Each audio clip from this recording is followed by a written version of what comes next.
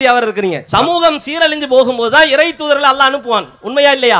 ஆமா. குடும்பம் சீரழிஞ்சு போகும்போது அல்லாஹ் அனுப்புவானா? பெற்றவர்கள் போதனை செய்யாமல் இருக்கும்போது அல்லாஹ் அனுப்புவானா? பெற்றவர்கள் எல்லாம் ஒண்ணுமே சொல்லாம இருக்காங்க, செய்யாம இருக்காங்க என்பதற்காக அல்லாஹ் அனுப்புவானா? அனுப்ப மாட்டான். சமூகம் சீரழியும் போதுதான் அல்லாஹ் ரப்பல் ஆலமீன் இறை தூதர்களை அனுப்புவான். அதே சமூகம் இறை தூதர்கள் வந்த பிறகும் சீர்கேட்டிலே வழிகேட்டிலே நிலைத்து நிற்கும் என்றால் அல்லாஹ் பார்த்துட்டு பேசாம இருப்பானா? அல்லாஹ் அழிச்சிருவான்ல. அப்படிதான் அழிச்சிருக்கிறான். பல சமுதாயம் எக்கச்சக்கமான சமுதாயத்தை அல்லாஹ் அழிச்சிருக்கிறான். நூஹ் நபியினுடைய சமூகத்திலிருந்து, லூத் நபியினுடைய சமூகத்திலிருந்து, சாலிஹ் நபியினுடைய சமூகத்திலிருந்து, சுவைப் நபியினுடைய சமூகத்திலிருந்து, ஆது கூட்டம், ஹூது நபியினுடைய கூட்டம், தோப்புவாசிகள், கிணற்றுவாசிகள், துப்பாஉ என்கின்ற ஒரு சமுதாயம் என்று எக்கச்சக்கமான சமுதாயங்கள் அழிக்கப்பட்டுச்சா இல்லையா?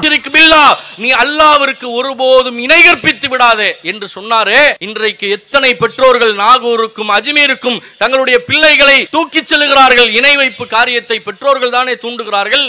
நீ அறிவுரை இறையச்சத்தோடு இருக்கணும். ஏன்னா வழிகேடு இவ்வளவு வருதே, இத பத்தி பேச முடியுதா? சமுதாயம் இவ்வளவு சீரழிஞ்சு சின்ன பின்னமாக போனதுக்கு காரணம் இன்னும் சொல்லுகிறோம், அடித்து சொல்லுகிறோம். நாங்கள் தெல்ல தெளிவாக பகிரங்கமாக பேசுகிறோம். மற்றவர்கள் தான் காரணம். தூக்கி போட்டு சிகரெட்டை துப்பாக்கியில சுட்டு அதை வாயில பிடிச்சி பசங்களை எல்லாம் அதை ஸ்டைல்னு சொல்ல வச்சு இருக்கக்கூடிய இந்த சினிமா கூத்தாடிகள் திருந்தணும்ன்றது அவங்களுடைய ஆசை. இருக்கக்கூடிய மற்றவர்கள் தான் வழிகெடுத்து கொண்டிருக்கிறார்கள் இளைஞர்களை என்ற பல விஷயங்களை ரொம்ப ஒரு ஆக்கப்பூர்வமாக அறிவுபூர்வமாக நமக்கு எடுத்து வச்சிருக்காங்க. வீட்டுல ஒரு பையன் போய் பேசிட்டான் அம்மா விட்ட. அம்மா போட்டு சப்பு சப்பு நாளார என்கிட்ட போய் பேசுறியா, என்கிட்ட போய் பேசுறியான்னு அடி அடின்னு அடிக்கிறாங்க. அழுதுகிட்டே இருக்கிறான். அந்த நேரம் பார்த்து கணவர் வந்துட்டாங்க. அழுகை நிப்பாட்டணும். உடனே அம்மா பிள்ளைகிட்ட போய் நான் எதுக்கு உன்னை அடிச்சேன், நீ போய் பேசுறதுனாலதான் அம்மா உன்னை அடிச்சேன், இனிமேல் போய் பேசக்கூடாதுன்னு சொல்லிட்டு அடுத்த ஒரு வார்த்தை சொல்லுவாங்க, அத்தா கேட்டா கீழே விழுந்துட்டேன்னு சொல்லணும். வரைக்கும் பிள்ளைகளை கண்காணிக்கக்கூடிய பொறுப்பு என்பது திரும்ப திரும்ப எதிரணியினர் சொன்னாங்க.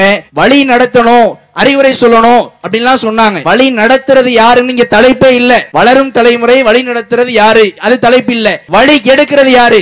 சமுதாயம் வழிகெடுக்கின்ற பொழுது அந்த சமுதாயத்தில் போய் அவன் வழிகேடுகளில் சிக்கிவிடாமல், சோதனைக்குள் நுழைந்து விடாமல் பெற்றோர்கள் தான் அதனுடைய அச்சாணியாக ஆணிவராக இருக்கிறார்கள், பாதுகாக்க வேண்டிய இடத்தில் இருக்கிறார்கள். இன்றைக்கு பாருங்கள் நடுவர் அவர்களே, 5இல் வளையாதது 50இல் வளையாதுன்னு சொல்லுவாங்க. இவங்க சொல்லக்கூடிய கதைகள்லாம் எப்படி இருக்கிறது? இளைஞனான பிறகு அவன் போய் மது குடிக்கிறான், அவன் தீமைகளை செய்யறான். அப்ப உள்ள தவறுகளை பத்தியே சொல்லி சொல்லி சமுதாயம் தான் செஞ்சிச்சு, சமுதாயம் தான் செஞ்சிச்சுங்கிறாங்க, அரசாங்கம் தான் செஞ்சிச்சுங்கிறாங்க. நாங்கள் என்ன கேட்கிறோம்? அவன் சிறுவனா இருந்த போது பெற்றோர்கள் இந்த தீமையெல்லாம் ஏன் அவனுக்கு சொல்லல? மார்க்கத்தை ஏன் பிரச்சாரம் பண்ணல? குர்ஆன் ஹதீஸை அவர்களுக்கு சிறு பிராயத்தில் எடுத்து சொல்லவில்லை. இளைஞனாக சென்று அவன் வழிகெடுவதற்கு பெற்றோர்கள் தான காரணமாக இருக்கிறார்கள். டிவியை வாங்கி கொடுக்கறாங்க, செல்போனை வாங்கி கொடுக்கறாங்க, அவன் மணிக்கணக்கில் உட்கார்ந்து கேம் விளையாண்டுகிட்டு இருக்கிறான். பெற்றவர்களை கவனிப்பது கிடையாது, மற்றவர்களையும் சமுதாயத்தை பற்றியும் கவனிப்பது கிடையாது. அப்ப யோசித்து பாருங்கள், அனைத்திற்குமே காரணம் பெற்றவர்களாகத்தான் இருக்கிறார்கள். நீ விஜய் மாநாட்டில் பேசுறாங்களே, அவங்க கடவுள் மாதிரி, என் புருஷனுக்கு மேல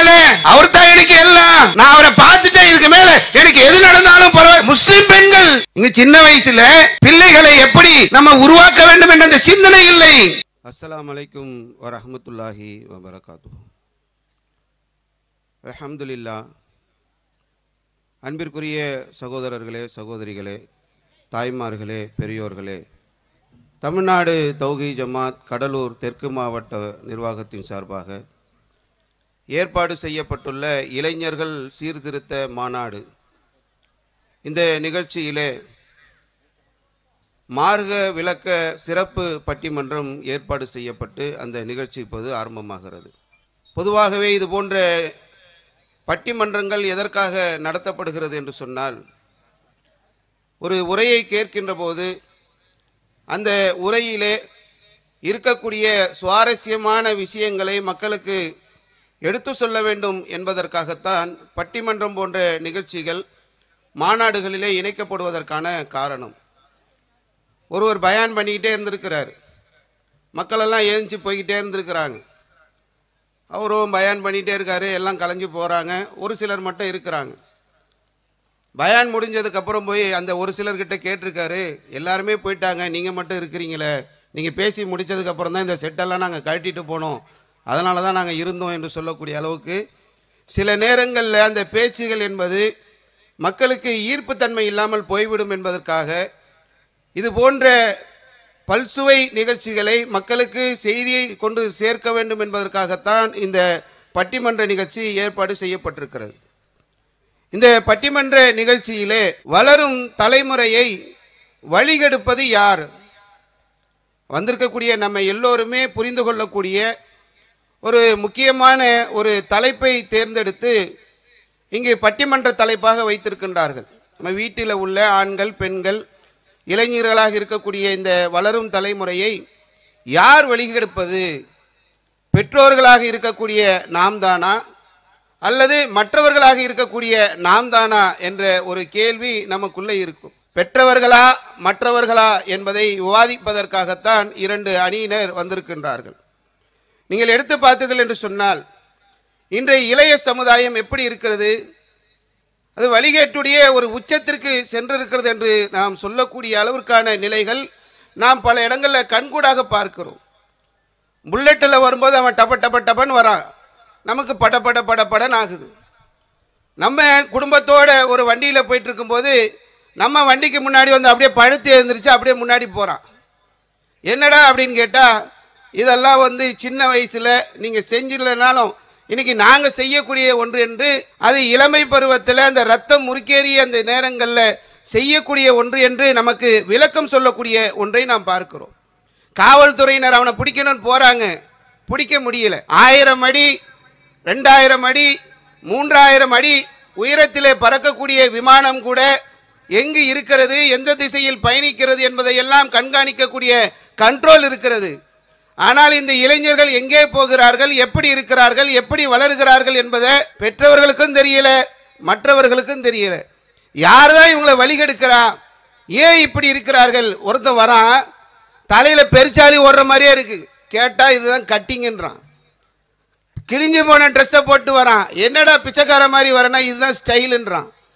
இந்த வளரும் தலைமுறை இப்படி வழிகட்டு சென்று கொண்டிருக்கிறார்களே, இதுக்கு யார் காரணம்? பெற்றவர்களா அல்லது மற்றவர்களா? ஆண்கள் தான் இப்படி என்று பார்த்தால் பெண்கள் பகுதியில் இருக்கக்கூடியவங்களும் அப்படித்தான் இருக்கக்கூடிய ஒரு சூழல் வந்து விட்டது. ஒரு பையனுக்கு 18 வயசில் பைக்கை வாங்கி கொடுத்துட்டாங்க, ஒரு பொண்ணுக்கு 18 வயசில் செல்போனை வாங்கி கொடுத்துட்டாங்க. இந்த பைக்கும் செல்போனும் வாங்கி கொடுத்து விட்டோம் என்று சொன்னால் இந்த தலைமுறை எப்படி போய்கொண்டிருக்கிறது என்பதை இன்று நம்ம சமூகத்தில் பார்க்கிறோம். ஆண்களுக்கு இணையாக சினிமா நடிகர்கள் பின்னால் இன்று பெண்கள் அணிவகுத்து நிற்கிறார்கள். கலாச்சார சீரழிவின்பால் அவர்கள் சென்று கொண்டிருக்கிறார்கள். சமூக வலைதளங்களில் சில வீடியோக்கள் வருகிறது, புகைப்பிடிக்கக்கூடிய பெண்கள், மது அருந்தக்கூடிய பெண்கள். என்ன இது? சமூகம் எங்க போகிறது?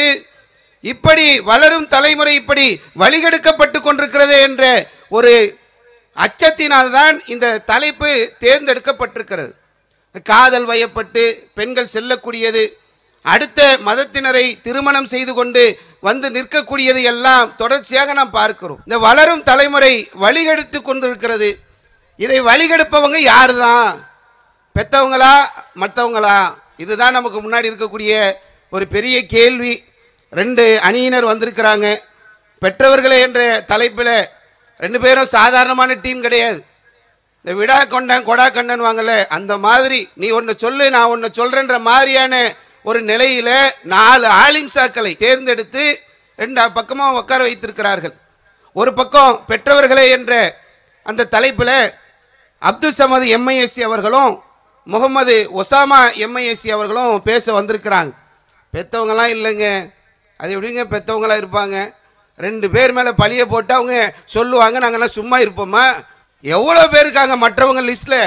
சினிமா நடிகர்கள் இருக்கிறார்கள், அரசியல் தலைவர்கள் இருக்கிறார்கள், நண்பர்கள் இருக்கிறார்கள், உறவினர்கள் இருக்கிறார்கள், அரசியல்வாதிகள் இருக்கிறார்கள், சினிமா கூத்தாடிகள் இருக்கிறாங்க என்று மற்றவர்களே என்று பேசுவதற்காக நெல்லை மைதீன் எம்ஐஎஸ்சி அவர்களும் முகமது ரிஸ்வான் எம்ஐஎஸ்சி அவர்களும் வந்திருக்கிறாங்க.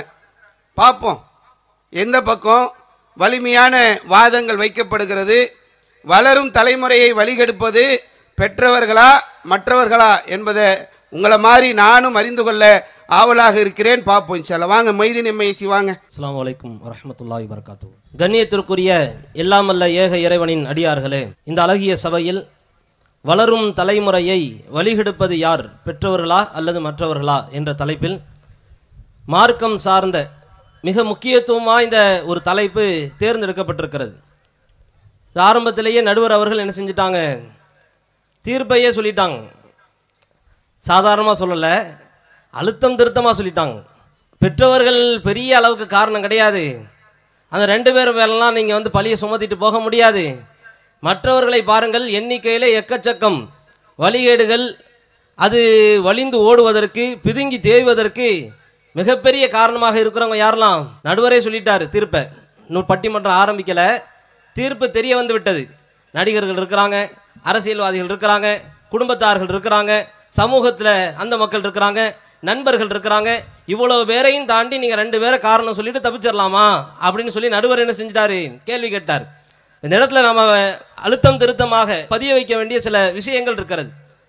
முதலாவதாக அல்லாஹ் ரப்பல் ஆலமீன் திருமறையிலே பேசுகிறான், இன்னல்லாஹ லா யுகையிரு மா பி கௌம் ஹத்தா யுகையிரு மா பி அன்ஃபுஸிஹிம்.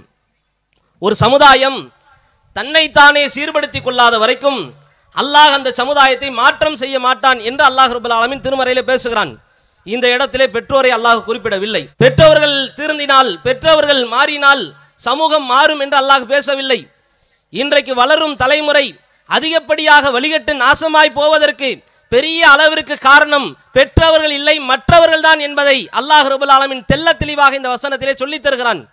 சமூகம் தன்னைத்தானே சீர்படுத்தணும், தன்னைத்தானே மாற்றிக்கொள்ளணும், பாவத்திலிருந்து விலகி வரணும், தீமையை விட்டு, அசிங்கத்தை விட்டு, ஆபாசத்தை விட்டு விரண்டு ஓடி வரணும்.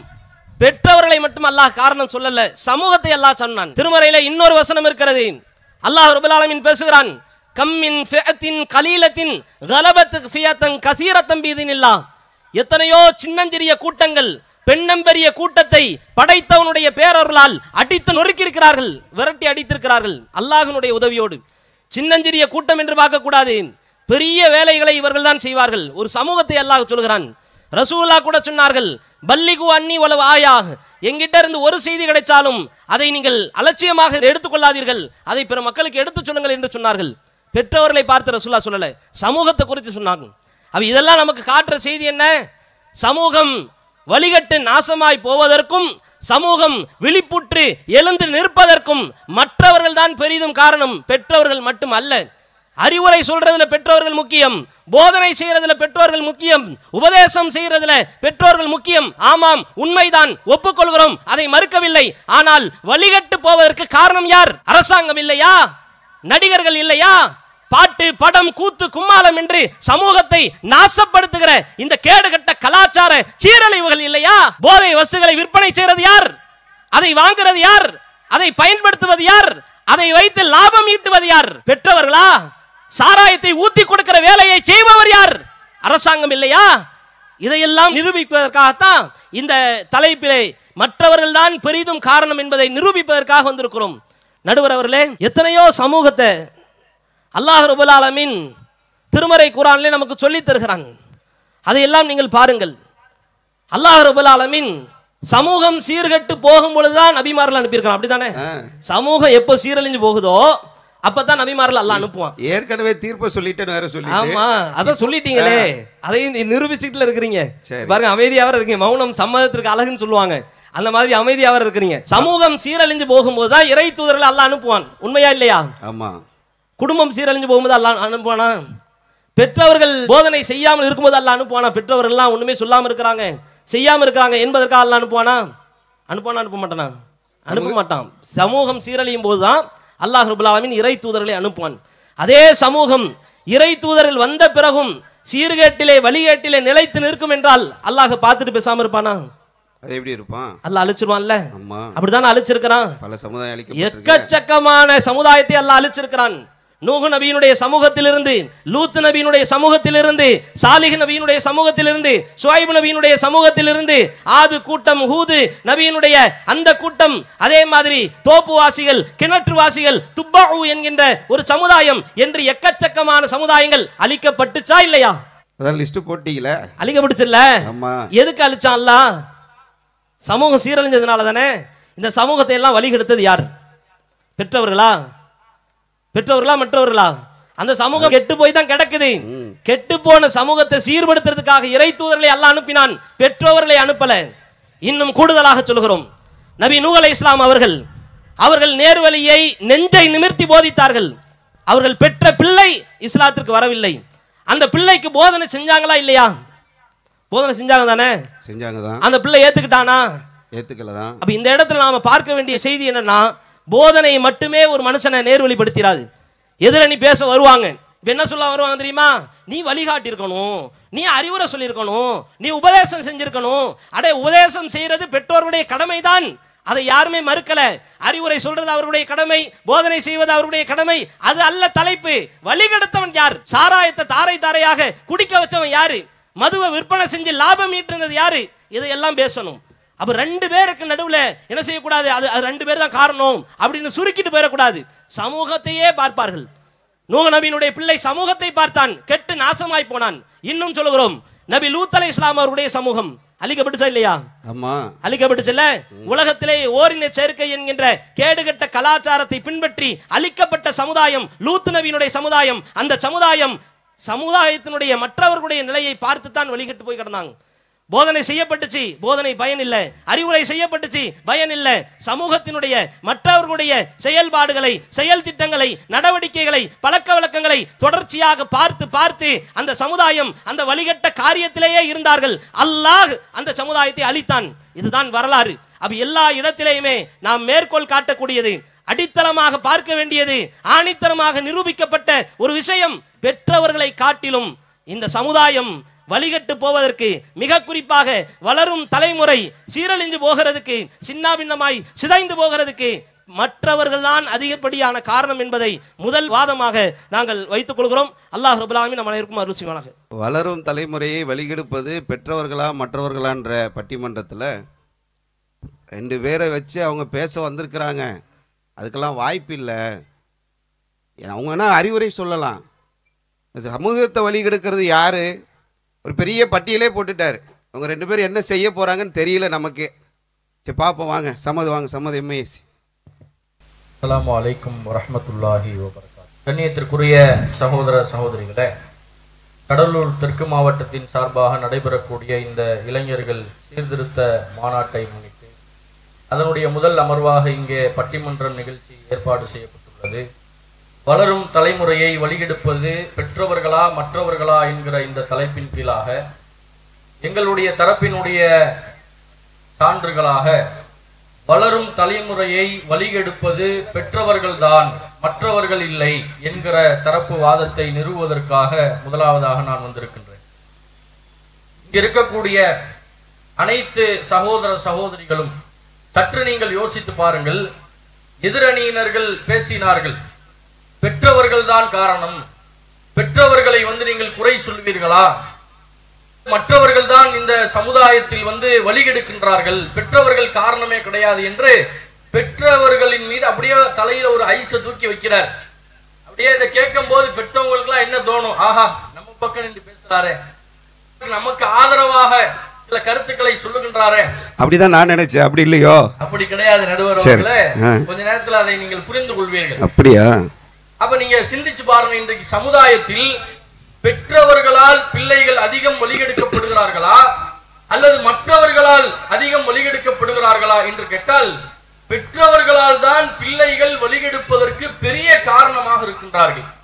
இதை நாங்கள் சொல்லவில்லை நடுவர் அவர்களே, மார்க்கத்தின் அடிப்படையாகவே இஸ்லாம் அதைத்தான் நமக்கு சொல்லித் தருகிறது.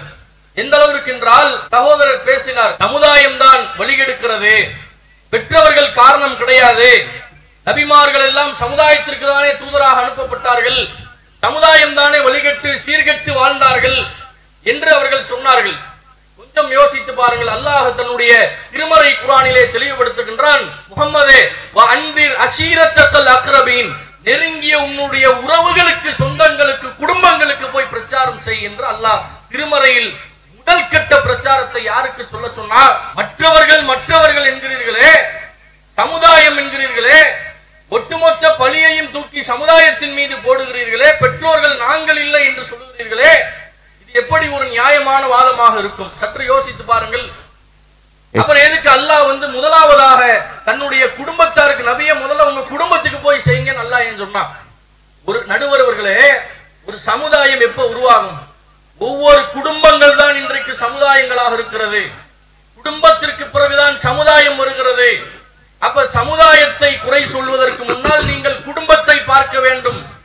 பெற்றோர்களை பார்க்க வேண்டும். அல்லாஹ்வுடைய தூதர் அவர்கள் தன்னுடைய மகள் ஃபாத்திமாவை அழைத்தார்கள். சஃபா மலை குன்றின் மீது நின்று அனைத்து கூட்டத்தையும் அழைத்து, உறவினர்களை அழைத்து, அதிலே தன் மகளுக்கு அறிவுரை சொன்னார்கள்.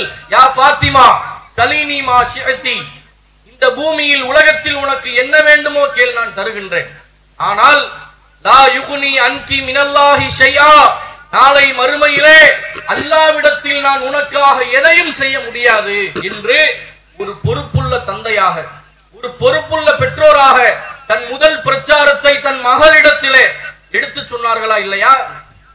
அப்ப ஒரு தந்தையின் பொறுப்பு, ஒரு தாயினுடைய பொறுப்பு, ஒரு குடும்பம் தான் அவர்களை முதலில் வழிநடத்த வேண்டும், அவர்களை வழிகேட்டிற்கு போக விடாமல் தடுக்க வேண்டும். அதைத்தான் அல்லாஹ்வுடைய தூதர் அவர்கள் தன்னுடைய முதல் கட்ட பிரச்சாரமாக செய்தார்கள். பிறகுதான் சமுதாயத்தை அழைத்தார்கள்.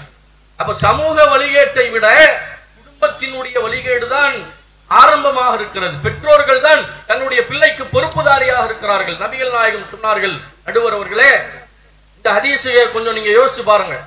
குல்லு மௌலூதின் யூலது அலல் ஃபித்ரா, ஒவ்வொரு குழந்தைகளும் இயற்கை மார்க்கமான இஸ்லாத்தில் தான் பிறக்கிறது. அதனுடைய மனநிலையே குற்றம் புரியணும்னு பிறக்காது. எந்த குழந்தையாவது நடுவர் அவர்களே திருடனா பிறக்குதா? இல்லையே. கொள்ளையடிக்கணும்னு பிறக்குதா? அது எப்படி பிறக்கும் போதே அப்படி விபச்சாரம் செய்யக்கூடிய பிள்ளைகளா பிறக்குதா? பிறக்கும் போதே இருக்காதுல்ல. அப்ப நீங்களே தீர்ப்பை சொல்லி விட்டீர்கள். எந்த பிள்ளைகளுமே இந்த பூமியில என்ன செய்து கிடையாது, தீய மனநிலையில் வழிகேட்டோடு பிறப்பது கிடையாது. அது நல்ல பியூரான அழகான சிந்தனையோடு தான் பிறக்கிறது. ரசூலுல்லாஹ் சொல்றாங்க, பெற்றவர்கள் தான் அதை யூதனாகவோ நசாராவாகவோ நெருப்பு வணங்கிகளாகவோ மாற்றுகிறார்கள். அப்ப ரசூலுல்லாஹ் சொல்றதுக்கு நீங்க மாற்றமா பேச போறீங்களா? ரசூலுல்லாஹ் தெளிவாக டிக்ளேர் செய்யறாங்க, ஒரு பிள்ளை வழி தவறுகிறது, ஒரு இளைஞன் வழி தவறுகிறான், அதற்கு காரணம் பெற்றவர்கள் தான். சமுதாயம் வழிகெடுக்க தாங்க செய்வாங்க. மதுபானத்தை ஊத்தி கொடுப்பான், கொலை பண்ணுன்னு சொல்லுவான், திருடுன்னு சொல்லுவான். இந்த சமுதாயம் பல தீமைகளை நோக்கி, வழிகேடுகளை நோக்கி உங்களை அழைக்கத்தான் செய்யும். பெற்றோர்கள் வேறு எதற்காக இருக்கிறீர்கள்? நான் கேட்கின்றேன், பெற்றோர்கள் பிள்ளைகளுக்கு சாப்பாடு ஊட்டி விட்டா மட்டும் போதுமா? நடுவரவர்களை பதில் சொல்லுங்கள். பெற்றோர்கள் சாப்பாடு வாங்கி கொடுத்தா மட்டும் போதுமா? பிள்ளைகளை கவனிச்சதாக அது ஆகிருமா? பிள்ளைகளை ஒழுக்கமா வளர்க்கணும்ல. அப்ப வளர்க்க வேண்டும் என்று சொன்னால் அந்த பெற்றோர்கள் சொல்ல வேண்டிய அறிவுரையை சரியான பருவத்தில் சரியான நேரத்தில் அந்த பிள்ளைகளுக்கு எடுத்துரைத்திருந்தால், சமூகத்தில் எத்தனை வழிகேடுகள் இருந்தாலும் இவன் போய் அதுல விழுக மாட்டானே. மதுபானத்தை ஊத்தி கொடுத்தாலும் இது ஹராம், என்னுடைய தாய் சொல்லி இருக்கிறாள், என் தந்தை சொல்லி இருக்கிறார், இதை நான் குடிக்க மாட்டேன் என்று ஒரு பிள்ளை அந்த இடத்துல பேசுவான். அப்ப அந்த விஷயத்தை நீங்கள் கவனிக்க வேண்டும். அதே நேரத்தில் நீங்கள் சிந்தித்து பாருங்கள், பிள்ளைகளை பற்றி அல்லாஹ் திருக்குர்ஆன்ல சொல்றான், இன்னமா அம்வாலுக்கும் அவுலாதுக்கும் ஃபித்னா, பெற்றோர்களே உங்கள் பிள்ளைகள் உங்களுக்கு சோதனை என்று அல்லாஹ் சொல்றான். சோதனை என்று தரப்பட்ட ஒரு பொருளை எப்படி பார்க்கணும்? அதுக்கு அறிவுரை சொல்லக்கூடாதா? அதற்கு மார்க்க உபதேசத்தை தெளிவுபடுத்த வேண்டுமா இல்லையா? சமுதாயம் வழிகெடுக்கின்ற பொழுது அந்த சமுதாயத்தில் போய் அவன் வழிகேடுகளில் சிக்கிவிடாமல், சோதனைக்குள் நுழைந்து விடாமல், பெற்றோர்கள் தான் அதனுடைய அச்சாணியாக ஆணிவராக இருக்கிறார்கள், பாதுகாக்க வேண்டிய இடத்தில் இருக்கிறார்கள். இன்றைக்கு பாருங்கள் நடுவர் அவர்களே, 5இல் வளையாதது 50இல் வளையாதுன்னு சொல்லுவாங்க. இவங்க சொல்றாங்க, இவங்க சொல்லக்கூடிய கதைகள்லாம் எப்படி இருக்கிறது? இளைஞனான பிறகு அவன் போய் மது குடிக்கிறான், அவன் தீமைகளை செய்யறான், அப்ப உள்ள தவறுகளை பத்தியே சொல்லி சொல்லி சமுதாயம் தான் செஞ்சிச்சு, சமுதாயம் தான் செஞ்சிச்சுங்கிறாங்க, அரசாங்கம் தான் செஞ்சிச்சுங்கிறாங்க. நாங்கள் என்ன கேட்கிறோம்? அவன் சிறுவனாக இருந்தபோது பெற்றோர்கள் இந்த தீமையெல்லாம் ஏன் அவனுக்கு சொல்லலை? மார்க்கத்தை ஏன் பிரச்சாரம் பண்ணலை? குர்ஆன் ஹதீஸை அவர்களுக்கு, அந்த சிறுவர்களுக்கு ஏன் சிறு பிராயத்தில் எடுத்து சொல்லவில்லை? இளைஞனாக சென்று அவன் வழிகெடுவதற்கு பெற்றோர்கள் தான காரணமாக இருக்கிறார்கள். டிவியை வாங்கி கொடுக்குறாங்க, செல்போனை வாங்கி கொடுக்குறாங்க, அவன் மணிக்கணக்கில் உட்கார்ந்து கேம் விளையாண்டுக்கிட்டு இருக்கிறான். பெற்றவர்களை கவனிப்பது கிடையாது, மற்றவர்களையும் சமுதாயத்தை பற்றியும் கவனிப்பது கிடையாது. அப்ப யோசித்து பாருங்கள், அனைத்திற்குமே காரணம் பெற்றவர்களாகத்தான் இருக்கிறார்கள். சினிமா கூத்தாடிகளை எல்லாம் தன்னுடைய தளபதிகளாக ஆக்கி கொண்டு, தலைவர்களாக ஆக்கி கொண்டு இளைஞர் பட்டாளம் இன்றைக்கு போகிறார்களே. அப்ப நீங்கள் யோசித்து பார்க்க வேண்டும், பெற்றோர்கள் உண்மையான உன்னுடைய ஹீரோ முகமது ரசூலுல்லாஹ் தான் என்று சொல்லி வளர்த்திருந்தால் அந்த இளைஞன் போவானா? அந்த கூத்தாடிகளுக்கு பின்னால் போய் ரசிகர் மன்றம் அமைப்பானா? அப்ப அவனுடைய வழிகேட்டுக்கு அடிப்படை அச்சாணி ஆணிவேர் யார்? பெற்றோர்கள் தான் என்பதை ஆழமாக பதிய வைத்துக் கொண்டு எங்களுடைய முதல் வாதத்தை நிறைவு செய்கிறோம். அஸ்ஸலாமு அலைக்கும் வரஹ்மத்துல்லாஹி வபரகாத்துஹு. ஒரு ரவுண்டிலே நம்மளை சுத்த விடுறாங்க. நீங்க தீர்ப்பை சொல்லிட்டீங்கன்னு இவரு ஆரம்பிச்சாரு, அங்கே பார்த்தாக்கா ரசூல்லா சொன்னதுக்கு மாற்றமாக அவங்க போயிட்டு இருக்கிறாங்க, என்னன்னு பாருங்க அப்படின்றாங்க. யார் தான் இப்போ வழி கெடுக்கிறது, பெற்றவர்களா மற்றவர்களா? ரெண்டு தரப்புமே தங்கள் புறத்தில் இருக்கக்கூடிய வலிமையான வாதங்களை எடுத்து வச்சுக்கிட்டே வராங்க. டிவி வாங்கி வைக்கிறது, செல்ஃபோன் வாங்கி வைக்கிறது, பிள்ளைகளை வளர்க்க வேண்டிய பொறுப்பு பெற்றவங்க கிட்ட தானே இருக்குது. அதை எப்படி நீங்கள் சமூகத்தின் மீது திருப்புவீங்க என்ற ஒரு ஆழமான கேள்விகளை எல்லாம் கேட்டிருக்கிறாங்க. பார்ப்போம். மற்றவர்கள் தான் என்ற தலைப்பில் வந்து இப்போ ரிஸ்வானி மேசி வாங்க, சமாளிக்க முடியுமான்னு பார்ப்போம். அஸ்ஸலாமு அலைக்கும் வரஹ்மத்துல்லாஹி வபரகாத்துஹு. அல்ஹம்துலில்லாஹ். எல்லாம் வல்ல அல்லாஹ்வின் நல்லடியார்களே, வளரும் தலைமுறையை வழியெடுப்பது பெற்றவர்களா மற்றவர்களா என்ற தலைப்பின் கீழான இந்த பட்டிமன்றத்தில் பெற்றோர்களை காட்டிலும் மற்றவர்கள்தான் இந்த வளரும் தலைமுறையை அதிகம் வழியெடுக்கிறார்கள் என்பதை நிறுவுவதற்காக நாங்கள் வந்திருக்கிறோம். நடுவர் அவர்களை, இந்த பெற்றோர்கள் வந்து அறிவுரை சொல்லணும், அவங்கள்ட்ட தான் பொறுப்பு இருக்குது, அதை அவங்க சரியாக செய்யணும், வழி நடத்தணும் அப்படிங்கிறத நம்ம யாருமே மறுக்கலை. ஆனால் வழி நடத்தி அவர்களை அறிவுரை சொல்லி வளர்க்கக்கூடிய ஒரு பொறுப்பு பெற்றோர்களிடத்தில் இருந்து அந்த பொறுப்பை அவர்கள் சரிவர செய்தும் கூட அதையும் மீறி அதையும் தாண்டி ஒரு இளைஞன் வழியெட்டு போகத்தான் செய்கிறான். மறுக்க முடியுமா? நடுவர்களை சொல்லுங்க. பெற்றோர் அறிவுரை சொல்றாங்க, எல்லாத்தையும் கற்றுக் கொடுக்குறாங்க, தொழுக சொல்றாங்க, நல்ல ஒழுக்கத்தை நற்பண்புகளை சொல்லி கொடுக்குறாங்க. அதையும் தாண்டி அறிவுரை சொல்லி எந்த இளைஞனும் வழிகட்டி போகலையா? சொல்லுங்க. எல்லா தலைப்பு மாறி நம்மகிட்டே வருது, நான் பேசுற மாதிரி ஆயிரப்போகுது. அப்ப அதையும் தாண்டி உண்மையை எதா இருந்தாலும் உடைச்சு சொல்லித்தானே ஆகணும். உடைங்க நல்லா போட்டு உடைங்க. அப்ப நடுவர் அவர்களே ஒரு முடிவுக்கு வந்துட்டதா தான் நமக்கு தெரியுது. பெற்றோர்கள் அறிவுரை சொல்றாங்க, வழி நடத்துறாங்க, அதை தாண்டி அந்த அறிவுரையையும் மீறி ஒருத்தவன் வழிகட்டு போறதுக்கு இப்போதுள்ள சமூக கலாச்சாரம், அவனுடைய சுற்றி இருக்கக்கூடிய நண்பர்கள், சினிமா நடிகர்கள், அதே போல காதல் என்ற காம சேட்டைகளை, அசிங்கத்தை, ஆபாசத்தை கற்றுத்தரக்கூடிய சினிமா துறை, இதுதானே காரணம். எதிர்த்தரப்பினர் சொன்னாங்க. என்ன சொன்னாங்க? டிவி வாங்கி கொடுக்குறாங்க, ஃபோன் வாங்கி கொடுக்குறாங்க அப்படிங்கிறதெல்லாம் சொன்னாங்க. இப்போ ஃபோன் வாங்கி கொடுத்துட்டாங்க, அதை எப்படி நல்வழியில் பயன்படுத்தலாங்கிறதுக்கு ஏராளமான வழிகாட்டுதல்கள் இருக்குது. அதை பெற்றோர்கள் சொல்லி கொடுத்தாலும் கூட இதில் பயான் கேளு, சூறாவை கேளு, நல்ல விஷயங்களை கற்றுக்க இப்படின்னு சொல்லி கொடுக்குறாங்க. அப்போ அவன் அதை மட்டும் தான் செய்வானா? சொல்லுங்க நடுவர் அவர்களே. அப்படி செய்வான்னு அப்படின்னு நினைச்சிட்டு இருக்கிறாங்க. ஆனா அவன் ஸ்கூலுக்கு போறான், காலேஜுக்கு போறான், பெத்தவங்க எல்லாம் கொஞ்சம் நோட் பண்ணீங்க, சொல்லுங்க. எல்லா வெளியிடத்துக்கும் போறான். போகும்போது அவனை சுற்றி இருக்கக்கூடிய நண்பர்கள், நீ இன்ஸ்டாகிராமை இப்படி பயன்படுத்து, அந்நிய பெண்களோடு தனிமையில சேட் பண்ணலாம், ஸ்னாப் சாட்டை நீ பயன்படுத்து. ஸ்னாப் சாட்ல அந்த ஸ்னாப் சாட்டுங்கிற ஒரு ஆப், அது என்ன அப்படின்னா, அதுதான் மிகப்பெரிய அளவுல இன்றைய இளைஞர்கள் விபச்சாரத்தை நோக்கி செல்லக்கூடிய ஒரு விஷயத்திற்கு மிக அடித்தளமா இருக்குது. ஸ்னாப் சாட் என்பது ஒரு இளைஞன் பகுதியில் இருக்கிறான் அப்படின்னா அவனை சுற்றி எந்த இடத்திலெல்லாம் அந்நிய பெண்கள் இருக்கிறார்கள் என்ற லொகேஷனை அது காட்டிடுது. இவ்வளவு நாள் ஸ்கூலுக்கு சாட்டு கேட்டான் பையன் வாங்கி கொடுத்தோம், இப்போதான் ஸ்னாப் சாட்டுனா என்னன்னே தெரியுது.